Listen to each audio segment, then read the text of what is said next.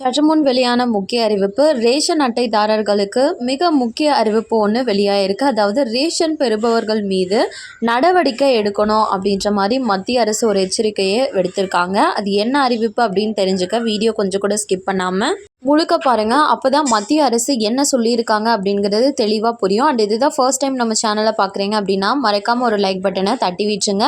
Already பார்த்துட்டு இருக்க வியூவர்ஸாக இருந்தீங்கன்னா கமெண்ட் பாக்ஸில் ஹாய்ன்னு சொல்லிட்டு போங்க. இப்போ வாங்க வீடியோக்குள்ளே போயிடலாம். ரேஷன் கார்டு வைத்திருக்கக்கூடிய அனைவருமே பார்த்தீங்கன்னா ஒரே நாடு ஒரே ரேஷன் திட்டம் மூலமாக இந்தியாவில் எங்கே இருந்தாலும் நீங்கள் ரேஷன் பொருட்களை பெற்றுக்க முடியும். அந்த வகையில் பார்த்தீங்கன்னா வறுமை கோட்டிற்கு கீழ் உள்ள குடும்பங்களுக்கு நிதி உதவியை உறுதி செய்வதற்காக ரேஷன் கார்டுகளும் வழங்கப்பட்டு வந்துட்டு இருக்கு.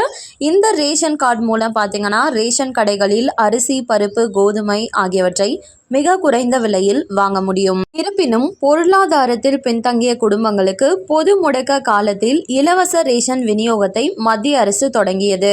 ஆனால் உண்மையில் தேவைப்படுபவர்களை விட நிதி வசதியும் அரசு வேலையும் உள்ளவர்களுக்கு மட்டுமே இந்த பலன் அதிகம் கிடைப்பதாக தகவல் தெரிய வந்துள்ளது. சட்டத்தின் கீழ் இத்தகைய நடவடிக்கைகள் சட்டவிரோதமாக கருதப்படுகின்றன.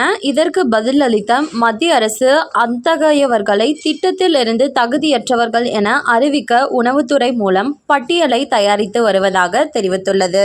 இந்த விதிமுறை பார்த்தீங்கன்னா மே 1 முதல் அமலுக்கு வந்திருக்கணும் சொல்றாங்க. இந்த விதிகளின்படி தகுதி இல்லாமல் ரேஷன் எடுப்பவர்கள், அது மட்டும் இல்லாமல் முறைகேடாக ரேஷன் கார்டுகளை பெற்றவர்கள், அது மட்டும் இல்லாமல் பார்த்தீங்கன்னா ரேஷன் கடைகளில் முறைகேடாக அரிசி, கோதுமை விற்பனை செய்பவர்கள் மீதும் நடவடிக்கை எடுக்கப்படும் என அறிவிக்கப்பட்டுள்ளது. இது மட்டும் இல்லாமல் ஜூன் 2ஆம் வாரத்தில் புதுசாக யாரெல்லாம் ரேஷன் கார்டு பெற்றிருக்காங்களோ அவங்களோட விவரம் இணையதளத்தில் வெப்சைட்டில் வெளியிடப்படும்னு சொல்லியிருக்காங்க. நீங்கள் இந்த மாதிரி ரேஷன் பொருட்கள் வாங்கி வேற ஒருத்தருக்கு விற்கிறது நல்லா வசதியாக இருக்காங்க, அவங்க ரேஷன் பொருட்கள் வாங்குறாங்க, ஒன்றுக்கு ரேஷன் அட்டை 2ஆக வச்சுருக்காங்க அப்படிங்கிறவங்க எல்லாம் இருக்காங்க, உங்களுக்கு தெரியுது அப்படின்னா இதை பற்றி நீங்கள் தகவல் சொல்லணும் அப்படின்னு பார்த்தீங்கன்னா உங்களுக்கு ஒரு இலவச எண் தொலைபேசி எண் கொடுத்துருக்காங்க.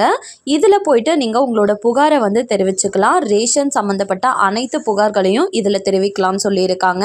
அந்த நம்பர் சொல்கிறேன்: 180059959550.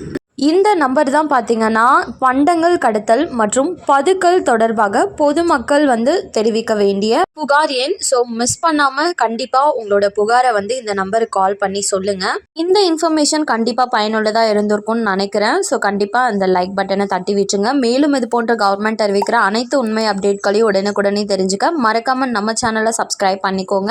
வேணுங்கிறவங்களுக்கு ஷேரும் பண்ணுங்கள். தேங்க்யூ ஃபார் வாட்சிங்.